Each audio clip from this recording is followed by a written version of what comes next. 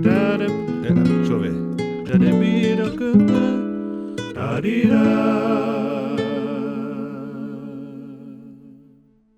Olá, amantes da música brasileira. Bem-vindos ao curso Todos Compõem, um curso que vai mostrar para você uma série de ferramentas para você conseguir compor melhor. E atenção, não é uma série de regras, vocês vão ouvir muito isso por aqui.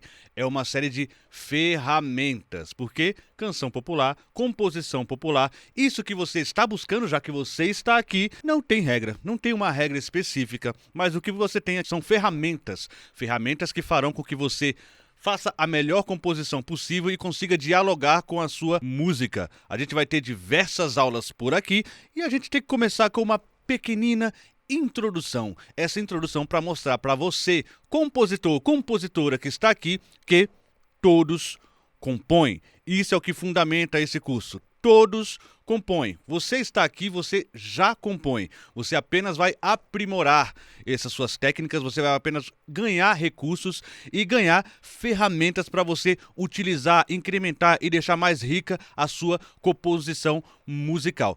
Tá bom, pessoal? Então, venham comigo, fiquem tranquilos, você pode reassistir essa aula, você pode voltar com calma, entender cada ponto e aí você vai fazer as suas composições depois desse curso muito melhor. Isso é garantido. Utilizando as ferramentas que você vai aprender nesse curso, você vai ter uma composição mais robusta, você vai ter resultados melhores. Vamos lá, pessoal!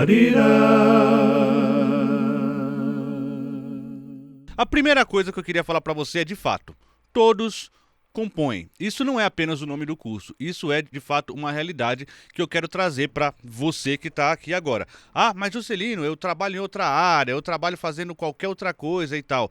Não importa se você não mexe com música e está aqui para querendo aprender uma coisa nova e tal, você já compõe. Intrinsecamente, o brasileiro já compõe. Não posso dizer por outros lugares, mas o brasileiro, com certeza, já tem assim uma predisposição para a composição.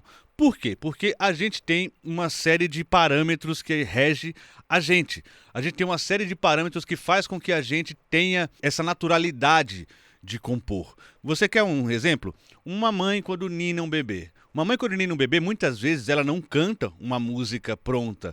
Tudo bem, às vezes ela canta Nana, neném, que a cuca vai pegar. Às vezes ela canta essas cançõezinhas populares de roda, mas muitas das vezes você percebe que ela está fazendo ali um ela, de uma maneira natural, de uma maneira intuitiva, ela já está compondo. Porque ela está aqui com a criança. Agora eu vou fazer um exercício, tá?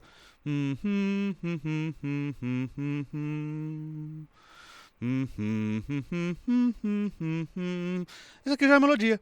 Pari, pararararara, tarirarararara. Você pegaria essa melodia e acrescentaria uma letra. Bons sonhos, ó meu bebezinho. Tô inventando, né? Então, assim, já dá pra você colocar uma letra e começar a fazer uma música. Ou seja, intrinsecamente, essa mãe que tá botando ali o filho pra dormir, a filha pra dormir, o bebezinho, a bebezinha pra dormir, ela já está, de certa maneira, compondo alguma coisa. Já tá acontecendo ali. Então, o que eu quero falar pra vocês é o que a gente utiliza para compor em primeira instância, vai ter uma segunda. Em primeira instância, o que a gente utiliza para compor são nossas referências. Então aqui vai a primeira dica do curso. Tenha referências. Ouçam muita música popular, principalmente se você quer se dedicar a algum gênero musical. Quer se dedicar mais ao rock? Não, eu quero fazer mais rock. Ouça rock, ouça bastante rock, porque as conversões daquele gênero vai ficar intrínseco na sua cabeça. Você vai começar a entender aquelas conversões e vai começar a fazer naturalmente. Ah, eu gosto de rap? Ouça rap. Ah, eu gosto de samba? Ouça samba. Ah, eu gosto de reggae? Ouça reggae. Você vai fazer as suas composições nascerem com aquela forma que você está ouvindo. A gente tem uma força muito grande para conseguir expor aquilo que a gente absorve, né? A gente consegue reproduzir quase aquilo que a gente usufrui. Ou seja, se você ouve muito reggae, muito reggae mesmo, desde criança, você consegue fazer um reggae. Você já é apto a fazer um reggae. Eu vou dar outro exemplo. Certa vez eu tava assim na minha casa, né? Eu moro em periferia e tudo. Era outra casa, mas era periferia assim como hoje. E acontece o seguinte: eu vi os meninos na rua passando, uma turma de molecada, novinha, molecada de 16, 17 anos. Eles estavam fazendo isso aqui com a mão, ó. O funk carioca. E eles estavam improvisando uma cançãozinha lá. Ele estava compondo e mal sabia que estava compondo. E é minha novinha, vem aqui comigo. Ele estava fazendo na hora. Mas é impressionante como ele estava conseguindo fazer um funk carioca de raiz. Algo que se eu fosse fazer, eu teria que pensar muito. Eu teria que estudar bastante para chegar num resultado talvez não tão bom e não tão natural quanto aquele menino estava fazendo. Por que eles estavam conseguindo compor um funk carioca com tranquilidade? Eles eram músicos? Não sei se eram, mas provavelmente não, né? Eu acredito que não, era um grupo de amigos se divertindo ali e fazendo um funk na brincadeira, né? Então você percebe que eles terem ouvido muito funk, eles deviam passar o dia ouvindo funk, gostavam ali dos funks que eles ouviam, eles acabavam reproduzindo aquilo, mesmo que por brincadeira. Eles podiam pegar aquilo que eles fizeram de improviso e que eu ouvi e levar para um produto final. Eles conseguiriam fazer aquilo. É isso que a gente precisa botar na cabeça. Todos compõem, todos conseguem compor. O que precisa fazer é só organizar essa forma de compor e aí utilizar os recursos que você tem. A gente vai falar sobre recursos ainda hoje. E aí você vai me dizer, mas Juscelino, e a música, né? E a referência musical?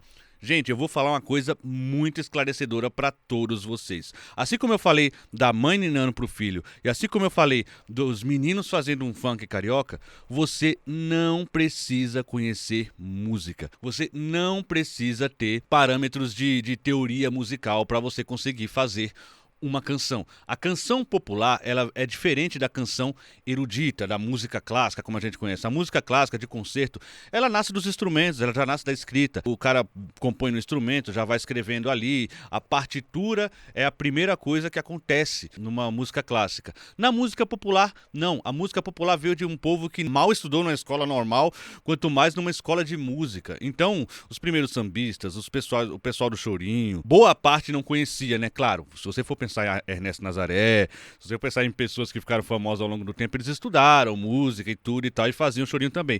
Mas tinham chorões, grandes chorões no período, que não estudavam partitura, não sabiam nada disso, que eles iam fazendo ali de improviso. E isso veio para a canção popular de uma maneira muito forte, principalmente no início do século XX, quando a gente teve ali o estouro do mercado fonográfico, aí com os primeiros sambas, modinhas, lundus, que foram ali, machiches, né, que foram ali integrar esse mercado fonográfico. Então, os compositores que eram trazidos para fazer aquilo não eram compositores que sabiam de partitura, eles não sabiam de nada. Inclusive, eles iam fixar essa melodia com pessoas que escreviam partituras, né? E tem uma história famosa do Noel Rosa, que é um dos grandes compositores. Ele segurou, tentou fixar a melodia, ficava cantando, para lembrar, né? Lembrando. Isso é início do século XX, né? Do século XX, não 20, a gente tá no século XX, né? Mas 20 de 1920 e tudo. Já faz 100 anos essa parada. Não tinha gravador, não tinha uma forma de você fixar a melodia se alguém não escrevesse pra você a partitura. Então eles tinham que ir até algumas pessoas que escreviam partitura e falar, olha, tem essa música aqui. A pessoa ouvia e aí transcrevia pra partitura e aí aquela melodia tava salva, né? Tinha uma maneira de você relembrar ela, tava gravada ali, ela tava cristalizada, você não precisar mais ficar forçando a sua memória para lembrar. Hoje a gente tem diversos recursos para conseguir lembrar de canções, na época não tinha. E aí fica uma outra dica, hein? Você que quer compor e você pegou uma melodia, uma ideia de letra, cara, registre, escreva no seu celularzinho, grave o pedaço de melodia que você teve a ideia, porque se você confiar na sua memória, essa melodia se perde, tá? Esse fragmento de letra se perde. E eu garanto a vocês, vão para um limbo que a gente nunca mais encontra, tá? Já era, perdeu, passa para outra, porque músicas são terríveis, cara. Elas escapam das nossas mãos como se você estivesse botando a mão na água, assim. Sabe a água que escapa entre os dedos? Você não consegue pegar a água. Se você confiar na sua memória para guardar melodias, você vai acabar perdendo elas. E quando você forçar para tentar lembrar, você não vai conseguir. Acontece o seguinte, a música popular, ela veio de pessoas que elas tinham uma intuitividade muito forte, né? Então, esses primeiros sambistas, primeiros compositores de samba, eles não tinham, de fato, esse estudo de teoria musical, né? Músico teórico, digamos assim. E ele tinha ali um violãozinho ou algum instrumento base ali, que ele sabia alguns acordes, a gente vai entrar um pouquinho nisso. Tinha alguns recursos, tinham poucos recursos, mas com esses recursos eles tiravam canções. Então eles compunham meio fazendo assim, e tal, e começavam a fazer ali uma levada de violão, tinha uma ideia de letra, já anotava, ficava ali anotando até chegar um resultado. Se você for ver, ele tá com um violãozinho, tem uma parte musical sim, ele tá tentando puxar da cabeça, ele não tá escrevendo a melodia ele tá fazendo, tá cantando uma letra, às vezes uma letra provisória, às vezes uma letra definitiva, eu vou falar também sobre isso ao longo do curso, mas ele tá ali tocando ali uma música, tá ali fazendo uma música, e aí ele escreve aquela música para registrar. Você pode perceber que aqui não tem a parte teórico-musical muito forte. Tem sim a escrita, que ele usa para fixar a letra, e tem sim a memória, que é para fixar a melodia, e alguma habilidade com o instrumento. Muitas vezes essas habilidades também, sem ele saber qual é exatamente o nome do acorde, em que tom tá, qual é o campo harmônico, que tipo de nota você pode colocar ali, dá para sair, o que é empréstimo modal, o que é blue note, sabe? Isso não tá na cabeça do cara e não precisa, porque a gente está tratando aqui não de compositores eruditos clássicos que tem um tipo de ferramenta para trabalhar. A gente está falando de cancionista. São pessoas que fazem canção. E canção é, digamos, um subgênero. É uma outra forma de fazer com outros meandros. E nesses outros meandros, o lado teórico-musical está menos marcante, está menos presente, é menos importante do que outros elementos que a gente vai trazer aqui para vocês. Então, é uma coisa que a gente tem que ficar muito atento a isso. Você não precisa dominar quase nada de música para compor. Quase nada. Ora, você tem pessoal do rap que, cara, não sabe o que é tom, não sabe nada. Não sabe nada com relação à música, teoricamente. Só que o cara do rap não faz música? O cara do rap faz música. O cara do rap tem um gênero ali que ajuda mais a palavra, tem uma melodia pouco trabalhada, porque o importante daquele gênero dele é a palavra. Então você tem, assim, uma série de elementos que estão na frente da teoria musical, estão na frente das teorias todas. Isso que é legal, é muito democrático o lance da canção. Por que eu falo que todos compõem? Porque a partir do momento que você improvisou uma melodia, você está compondo. Você só está escolhendo não guardar essa melodia para si. Você está escolhendo descartar aquela melodia. Você está escolhendo descartar aquilo. Então, você compõe, você já compõe intrinsecamente com você. Todo mundo compõe. A gente compõe. Você compõe, eu componho, nós compomos. E com relação a referências intrínsecas, né? Eu aqui falei sobre os meninos cantando funk, né? Sobre a mãe que canta pro filho e tal, mas eu tenho diversos exemplos de que referências intrínsecas é o que importa fundamentalmente numa composição popular, numa composição de um cancionista. É evidentemente que João Gilberto era um grande compositor, mas ele tinha uma série de referências de samba.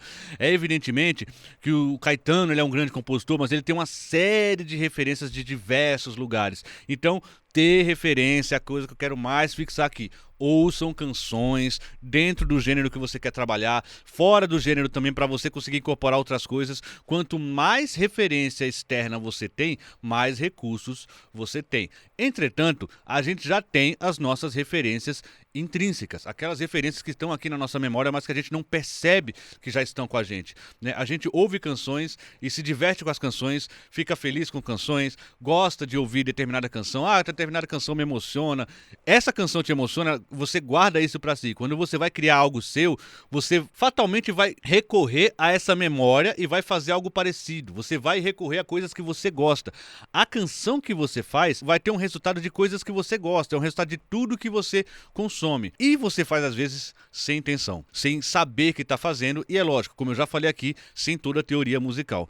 Vou dar 2 exemplos da minha família, tá? Vou dar 2 exemplos aqui que são muito interessantes para você entender isso. Primeiro é da minha mãe. A minha mãe, ela é muito festeira, a gente fazia muita, de vez em quando, churrasquinho, né? Uma caipirinha, a gente brincava ali, né? E aí tinha muito aqueles jargões de ficar falando com o outro, vagabundo, não sei o quê, muita brincadeira e tal. Até que um belo dia aconteceu um fato muito interessante, né? E aí tem coisas que a minha memória cria de um jeito, tem coisas que podem não ter sido exatamente assim, mas eu vou contar como eu lembro e como pode ter sido também, mas que existe um fundamento no que eu vou falar. Minha mãe chegou pra mim e falou o seguinte, fez um refrão. Ela fez um refrão, chegou cantando, feliz, sabe? Eu não sou ninguém na favela da Macumba. Isso não faz nem sentido. Mas eu não sou ninguém na favela da Macumba. Eu achei interessante, aí fiquei brincando com ela também. Eu não sou ninguém na favela da Macumba. E ficamos cantando esse refrãozinho criado na hora de improviso pela minha mãe. Então a gente ficou nessa brincadeira. Depois, né, eu pensando sozinho com relação a esse mini refrão, eu falei, caramba, minha mãe tá fazendo um partido alto. Partido alto é um tipo de samba específico em que você tem um refrão e toda a música se conduz para você voltar para esse refrão. Muitas vezes a música já começa no refrão. É uma música típica, por exemplo, do Bezerra da Silva. O Bezerra da Silva fazia muito partido alto, né? E a minha mãe, sem saber o que é um partido alto, sem dominar as regras do samba, sem entender quase nada ali, ela fez, de improviso, na brincadeira, um refrão de Favela da Macumba. Que inclusive eu peguei no violão, comecei a completar essa música, e que virou a Favela da Macumba. Eu acabei fazendo, vou mostrar um trechinho aqui pra vocês.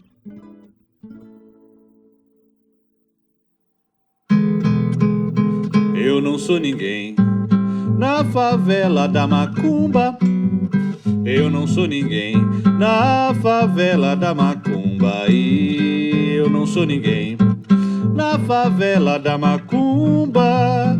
Eu não sou ninguém na favela da Macumba. Cidade Júlio, o bicho pega. Tem Curió, tem Mané Fumaça. Vazado, Baleia, Seu Brás. A comunidade abraça. Aqui tudo se paga, só alegria é de graça. Campeonato Sete Campo, cujo troféu é a cachaça. Falei, eu não sou ninguém na favela da Macumba. Eu não sou ninguém na favela da Macumba. E eu não sou ninguém na favela da Macumba. Eu não sou ninguém na favela da Macumba. É uma espécie de maré, modernidade de caatinga.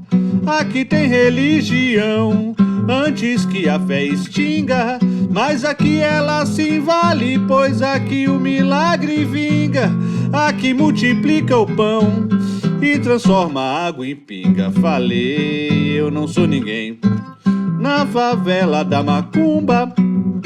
Eu não sou ninguém na favela da Macumba. E eu não sou ninguém na favela da Macumba.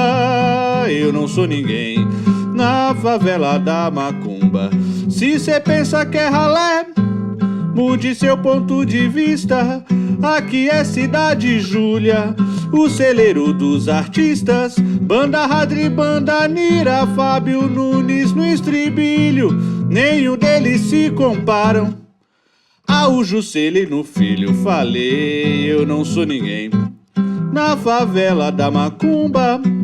Eu não sou ninguém na favela da Macumba. E eu não sou ninguém na favela da Macumba. Eu não sou ninguém na favela da Macumba. Beleza, se você for olhar esse refrão, minha mãe pode não ter feito uma melodia tão delineada assim. Pode ser que eu peguei e já comecei a arrumar melhor ali, mas o esboço estava pronto. Ela pode não ter cantado Eu não sou ninguém na favela da Macumba. Eu posso ter colocado aqui uns traquejos para se aproximar muito mais do partido alto. Mas é evidente que ela me entregou um refrão pronto, um refrão forte, um refrão que me dava outras ideias. Então esse é o famoso mote, né? O mote é onde você quer chegar, né? A gente vai falar um pouco sobre mote e glosa mais lá pra frente, quando a gente falar de letra, mas o mote é isso, aqui é o motivo, né? É por que você tá falando. Então você percebe o seguinte, minha mãe, que não sabe do samba, que não tem referência nenhuma com relação à música, brincou e fez. Ou seja, intrinsecamente, na memória dela, existia em algum lugar ali algumas músicas do Bezerra da Silva, algumas músicas que ela ouvia e nem prestava atenção que estava ouvindo, às vezes numa festa, às vezes bebendo com os amigos e a música tá ali tocando. E, de uma maneira, essa música escoou né? E naturalmente nasceu ali de um momento de descontração, de um momento de brincadeira, e você percebe que a canção popular, ela nasce naturalmente. E o segundo exemplo que eu quero mostrar para vocês o quanto a música tá entranhada na gente desde o início da vida, desde sempre, né? É o do Marquinho, que é o editor do canal Musicalia e que é o editor também desses cursos que você acaba de adquirir. Desses cursos aqui também ele está editando. Então é o seguinte, ele tinha apenas 6 anos, não tinha nem 6 anos de idade, 4 anos de idade, 5 anos de idade. E a gente fazia uma brincadeira, era todo mundo criança e tal, todo mundo brincava de rádio e tudo. E tinha um gravadorzinho que a gente tinha, que ele tinha um microfone embutido. A gente descobriu isso quase sem querer. Você colocava uma fitinha, colocava o gravadorzinho e cantava ali na frente do som, né, do radinho, e ele gravava sua voz. Então a gente começou a brincar de programas de rádio. A gente estava fazendo programas de rádio, a gente criou nossa rádio, etc e tal, BBB, bababá, e tava brincando ali, criando quadros. Um desses quadros, a gente brincou que era 2 minutos de Marquinho. Então é o seguinte, 2 minutos de Marquinhos era o seguinte, ele tinha 4 anos de idade, a gente botava ele na frente do som e falava, fala o que você quiser, são 2 minutos de que você vai falar o que você quiser.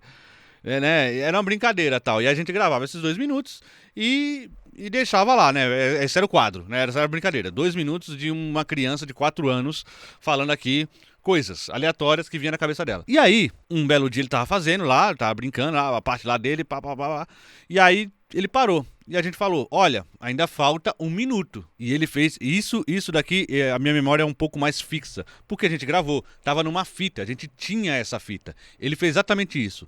Tava faltando 1 minuto pra ele terminar a fala dele, ele falou, 1 minuto, gente. Só falta 1 minuto, gente. 1 minuto, gente. Só falta 1 minuto, gente. Ele tinha essa célula rítmica muito fixa na cabeça. Se você for pensar, isso é um 4x4.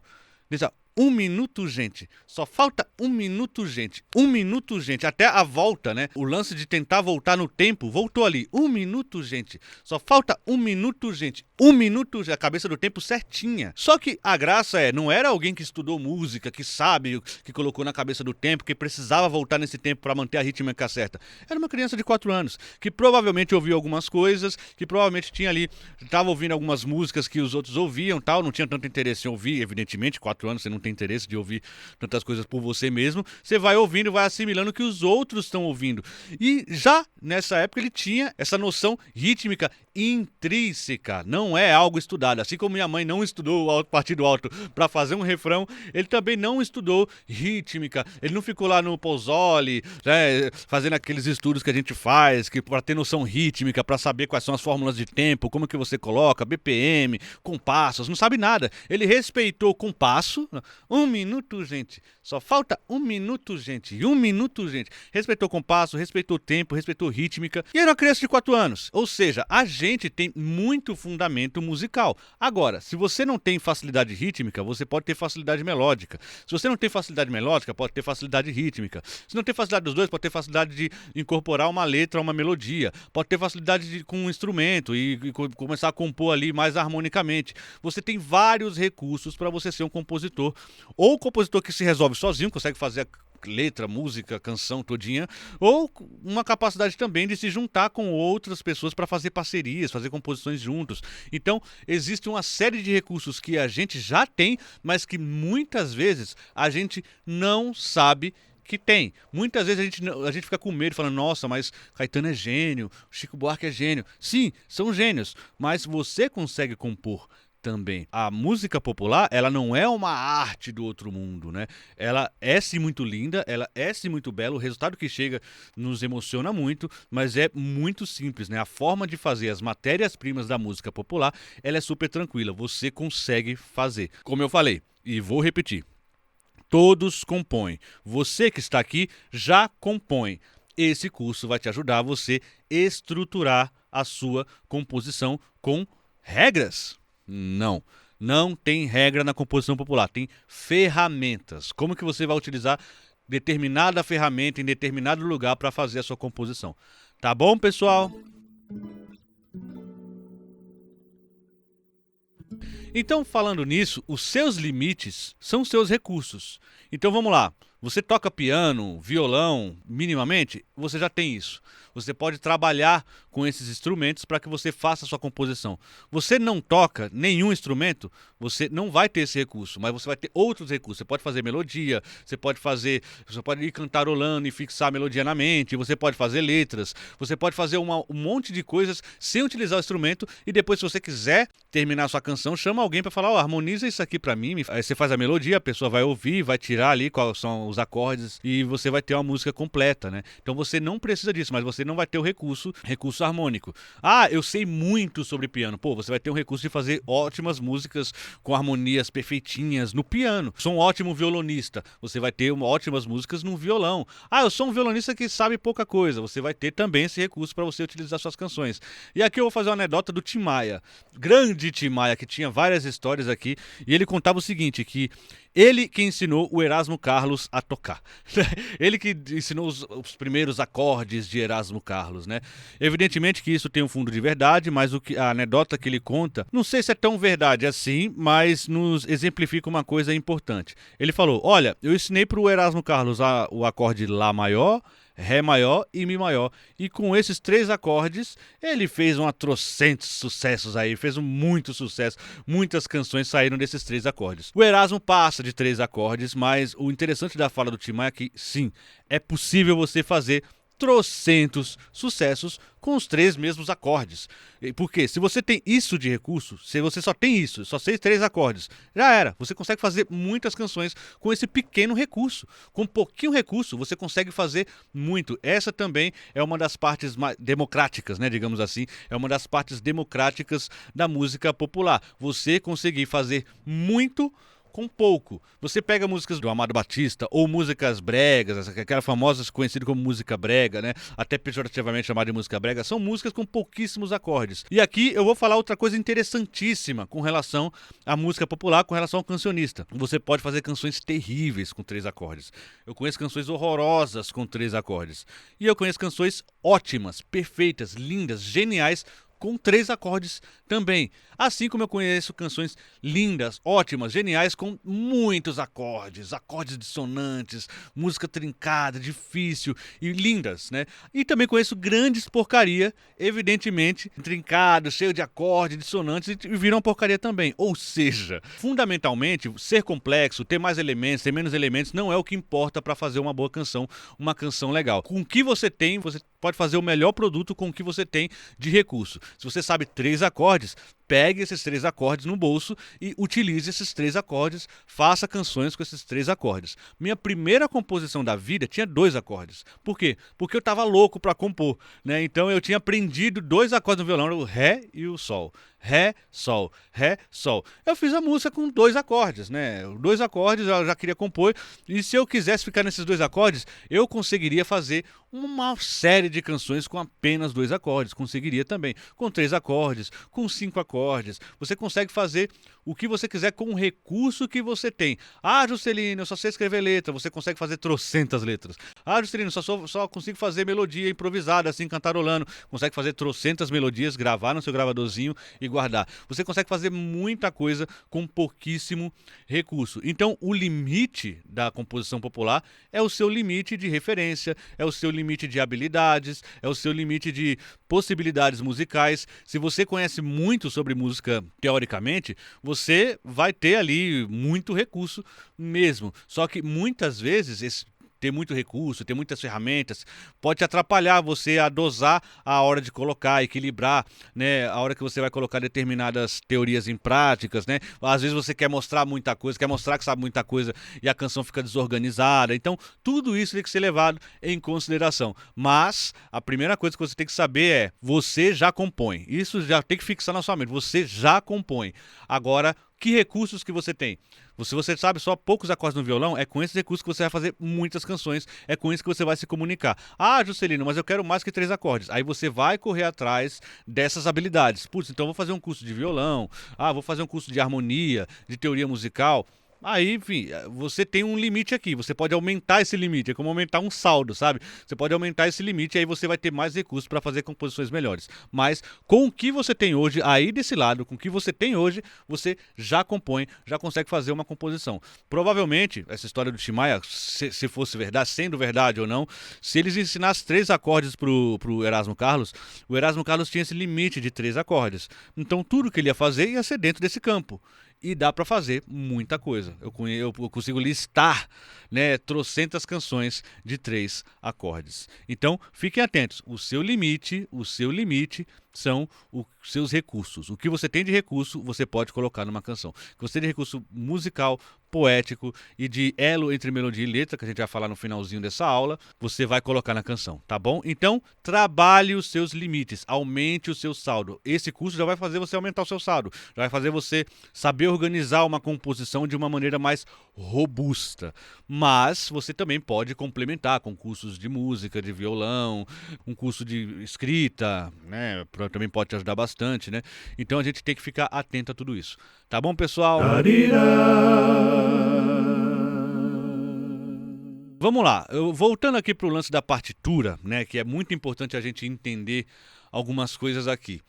A partitura, ela é o fundamento musical da música erudita, dos arranjos, os arranjadores vão utilizar muito a partitura. Você precisa, vamos gravar aqui umas cordas, 2 violinos, uma viola, um cello. Cara, você precisa da partitura para que eles conversem, para que eles recebam aquele papelzinho ali, eles saibam o que eles têm que tocar, não é? Então a partitura ela é muito importante como elemento musical e no caso da composição popular, ela é muito importante como complemento. Ela vai ser muito importante para a pessoa que vai pegar a sua música e vai produzir a sua música. E aí é que tá a diferença. A linguagem musical, a partitura, ela é para músicos. Músicos precisam estudar partitura, precisam entender partitura, porque eles vão executar a sua obra, precisam executar com perfeição. O compositor popular, o cancionista, nem sempre. Inclusive, eles raramente leem partitura. Você não precisa ler partitura, tá? Raramente eles leem partitura, raramente eles tocam bem. Raramente um compositor popular toca bem. Se você vê o Nelson Cavaquinho tocando violão, é deprimente. Mas o que ele está tocando ali é lindo, né? A composição é linda, a música é linda, né? Então os músicos vão pegar aquela composição, aí vai ter um violonista de 7 cordas, aí vai ter um cavaquinista, vai ter um pessoal de percussão que vai deixar aquilo lindo e maravilhoso. A partitura, ela é importante pro músico, as pessoas que vão trabalhar na sua música. Se você vai fazer sua música virar um fonograma, vai jogar no Spotify e tal, provavelmente você vai contratar um produtor que vai saber ali colocar os parâmetros musicais. Mas você, compositora, não precisa desses parâmetros todos, não. Você precisa fazer a canção. A canção tem que ter forma para que o produtor consiga reconhecer aquilo e trazer os parâmetros musicais teóricos. Como eu falei, se você fazer um levantamento, pouquíssimos compositores têm partitura. E muitas vezes o lance da partitura pode até atrapalhar esses compositores a fazer composição popular.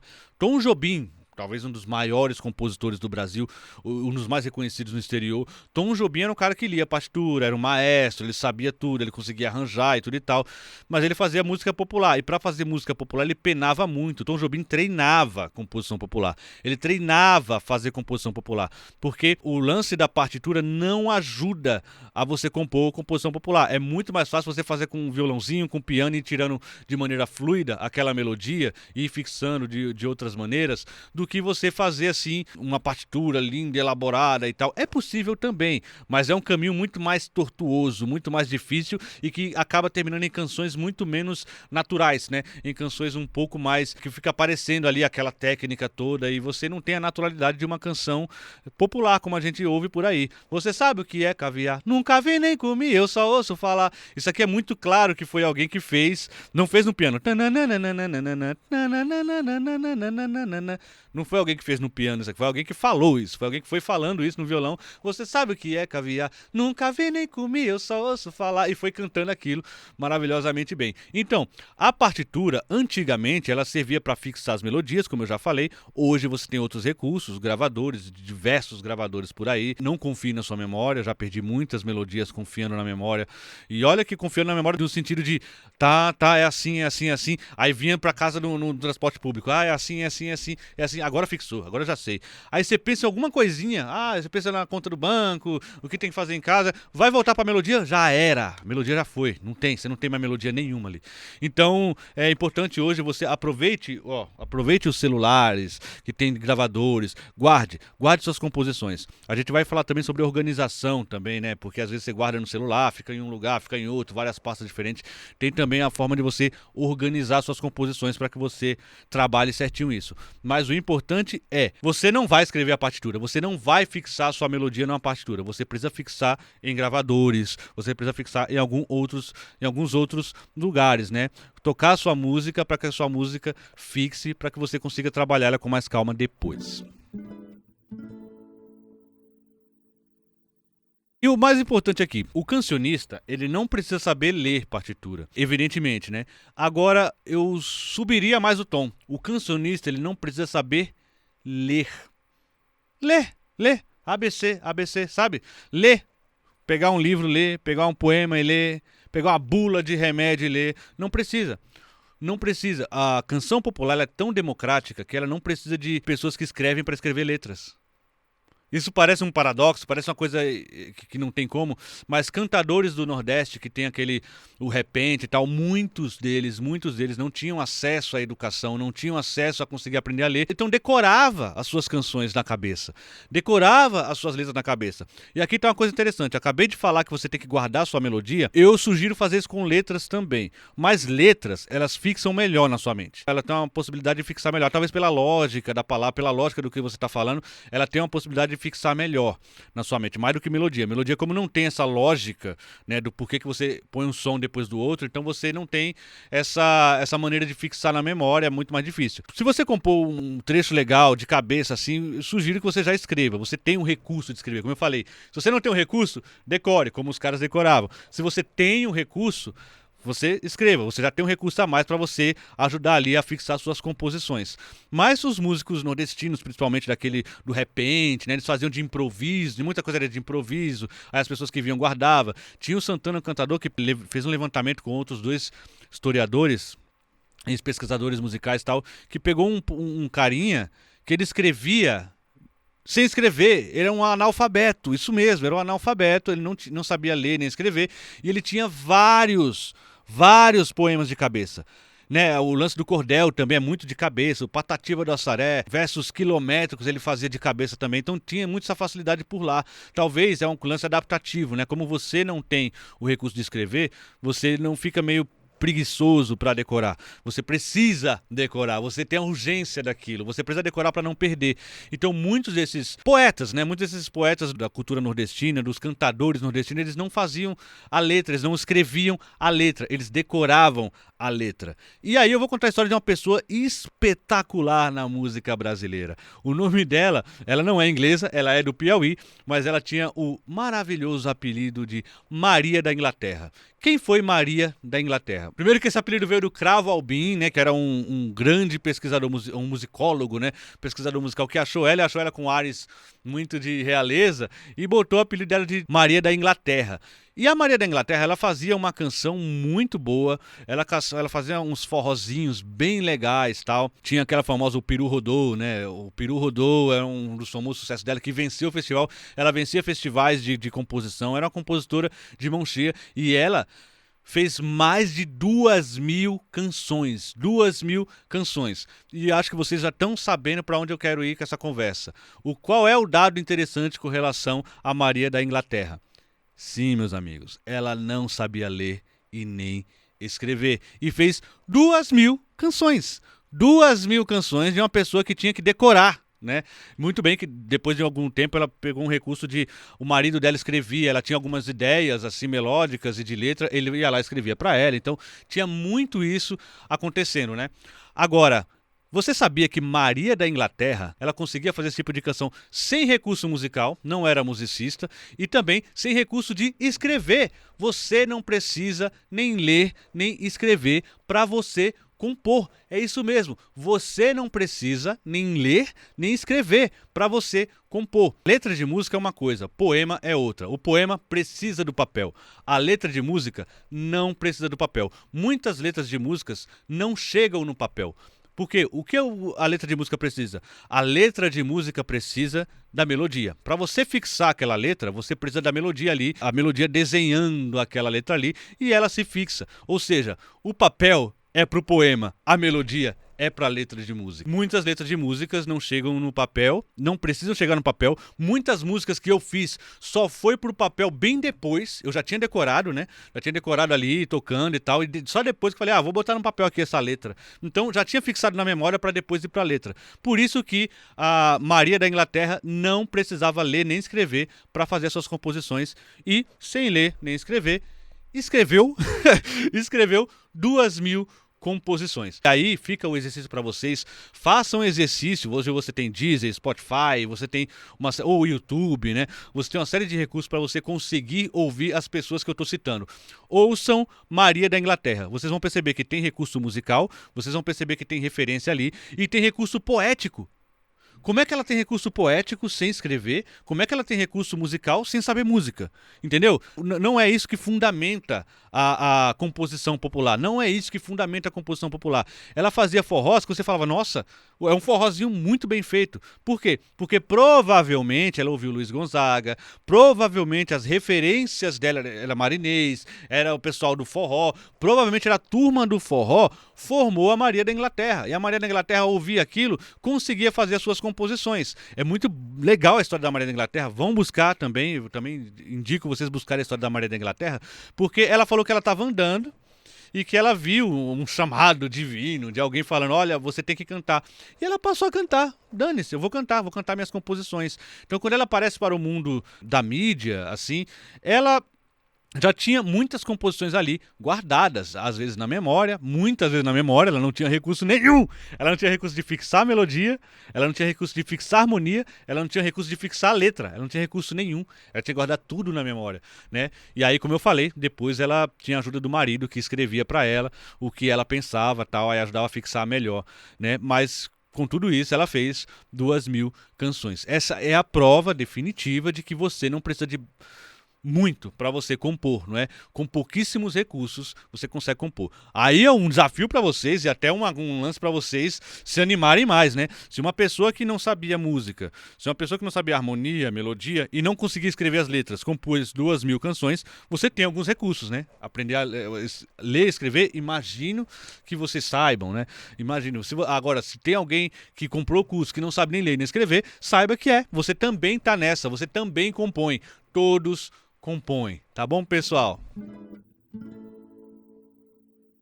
E finalmente a gente vai chegar no último tópico aqui, que é a oralidade e o elo entre melodia e letra. E isso já vai dar o nosso panorama de que a gente vai seguir por aqui, dando encerramento a essa nossa introdução. Então é o seguinte, gente, se eu tô falando que você não precisa de elementos musicais, nem de elementos de poesia escrita, né? Se você não precisa ser poeta para escrever uma letra, não precisa ser músico para escrever uma música, uma canção, então qual é a matéria-prima da canção? E aqui eu vou trazer alguns recursos de teóricos que já existem e o mais importante teórico da canção popular é o Luiz Tati.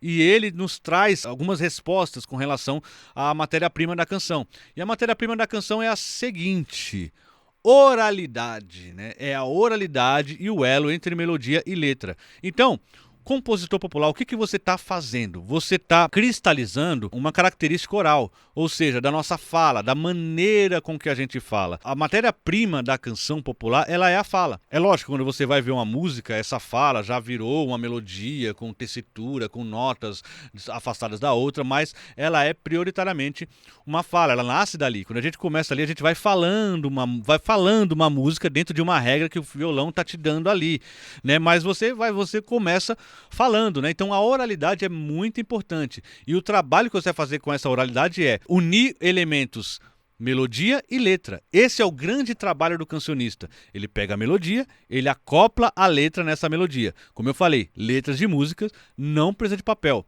que precisa de papel são poemas, poesia. O que a letra de música precisa? Da melodia, precisa fixar a melodia. Muitas vezes a melodia já diz o que a letra tem que dizer, muitas vezes a repetição de determinados trechos, né, faz com que você repita as palavras, você é meio induzido pela melodia, mas o grande trabalho, a grande sacada, o grande X da questão, o que você precisa saber, o que você precisa fazer é unir melodia e letra. É isso que você tem que treinar o tempo inteiro. Então eu tive que fazer tarirará, e aí depois pegar esse tarirará e falar: ó meu amor, venha aqui, vamos brincar, sabe? E colocando letras na melodia para você conseguir costurar melhor e treinar bastante isso. Isso é treinável. Você pode fazer melodias e ir colocando letra, ver que letra que coube melhor, ver que letra que não machucou a palavra, que não ficou muito forçado naquela melodia. Isso é treinável. Você, para ser um grande compositor, para ser uma grande compositora aqui da canção popular, a sua matéria-prima é unir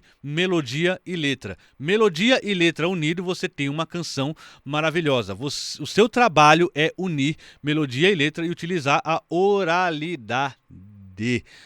Por que a gente nasce da oralidade? Você tem diversos exemplos da canção popular em que fica mais escancarado a fala, né? Você tem músicas como Conversa de Botequim, do Noel Rosa, já citado anteriormente, né?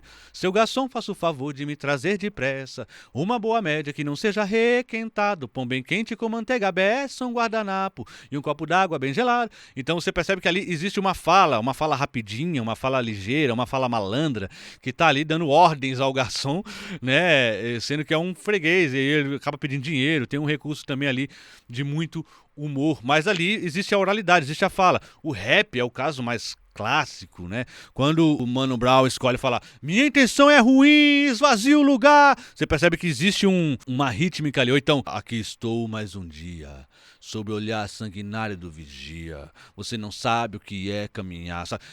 Claramente ele está te contando uma história, e no caso do rap, a letra, o discurso é muito mais importante do que os outros elementos. Então ali fica muito claro a fala na frente, né? Ou algumas inflexões, né? Como pergunta, resposta. Você tem a música do Dorival Caymmi, que claramente é: você já foi à Bahia, nega? Não? Então vá. Olha como a fala está impressa na melodia. Você já foi à Bahia, nego? É uma pergunta. E a outra pergunta: não, não. Aí tem uma inflexão, digamos, descendente, né, para baixo. Então vá. Então vá. Então você tem aqui duas perguntas. Você já foi à Bahia, nego? Uma pergunta exclamativa: não. Então vá. Então você percebe que aqui existiu primeiro uma fala, né, de: você já foi à Bahia? Não? Então vá. E é lógico, aí na melodia isso vai ter que ser cristalizado, né? A nossa melodia da fala, quando eu falo, eu tô falando com a melodia. Eu fiz uma melodia pra falar, entendeu? Só que é lógico, essa é uma melodia dispensável. A melodia não tá... Minha forma de comunicar não tá atrelada à melodia como a canção tá. Aqui, a forma de eu comunicar com vocês, o mais importante tá sendo a palavra. Vocês estão ouvindo a palavra e estão entendendo a aula, né? Agora, na canção, a melodia precisa fixar. A melodia precisa te comunicar também. Existem alguns oradores, né, que utilizam recursos melódicos sem a gente perceber, para nos imprimir algum discurso. É o pastor. O pastor, ele fala muito alto, ele vem falando assim e tal. E o sangue de Cristo tem poder. Você entendeu? Que existe uma pausa e depois ele desce para mexer com a tua emoção. Então, você faz um pouco isso, mas um pouco atrelado a uma regra intuativa que você está colocando numa canção. Então, assim, as canções, elas estão fazendo as inflexões da fala. Só que as inflexões da fala, elas estão cristalizadas dentro de uma lógica musical. Você já foi à Bahia, nego? Não? Então vá. Pergunta. Você já foi à Bahia, nego? Pergunta. Não. Pergunta exclamativa. Então vá. Então exclamação, né? Fala: vá, pô. Então você tem que ir. Isso é um tipo de canção que fica evidente no cancioneiro popular, né? Então, assim, para a próxima aula a gente já vai vagar sobre a oralidade, o elo, melodia e letra. A gente vai trazer algumas coisas com relação a isso. Vocês vão entender o princípio básico. A gente vai começar do básico. O princípio básico para se fazer uma canção. O princípio básico é unir melodia e letra. O elo entre melodia e letra é o mais importante numa composição popular. Para você comunicar com a pessoa com canções, você precisa unir melodia e letra. Melodia e letra estando unidas, né? O resto ali é o que vai complementar esse seu trabalho. Então, lembre-se, o principal, o mais importante e o que a gente vai ver aqui como um princípio básico assim da composição popular é esse elo, é a gente aprender, treinar e trabalhar o elo entre melodia e letra. É treinável, a gente consegue treinar, a gente consegue descartar algumas coisas, algumas fixas, fala, nossa, isso ficou muito bom, guarda. Você pode ir trabalhando de diversas formas. Venha com a gente, porque a partir de que você dominar o elo entre melodia e letra, aí você vai ter outras ferramentas que você vai conseguir trabalhar dentro dessa lógica básica que já está predisposta aqui para você. Então, fique com a gente, essa foi a nossa introdução do curso Todos Compõem. Estou muito feliz que vocês estejam aqui, estou muito feliz que vocês estejam nessa empreitada e sabendo que você vai tentar fazer com que as suas habilidades melhorem para uma coisa que você já faz, para uma coisa que todo mundo já faz naturalmente, que é compor. E você acha que nem todo mundo compõe? Eu vou terminar com uma coisa que você deve ter ouvido na escola, né? Não sabe, vai ter que aprender. Orelha de burro, cabeça de ET. Olha a métrica perfeita, olha a rítmica perfeita, olha a melodia perfeita. Tarara, tarara, tarararara, tarara, tarara, tarararara. Isso é incutido na escola, foi criado por alguém que provavelmente fez de brincadeira e fez uma métrica perfeita. Você vive a sua vida inteira com melodias, métricas perfeitas. Basta você colocar a sua mente para filtrar tudo isso e fazer as suas canções. Aqui você vai conseguir. Todos compõem.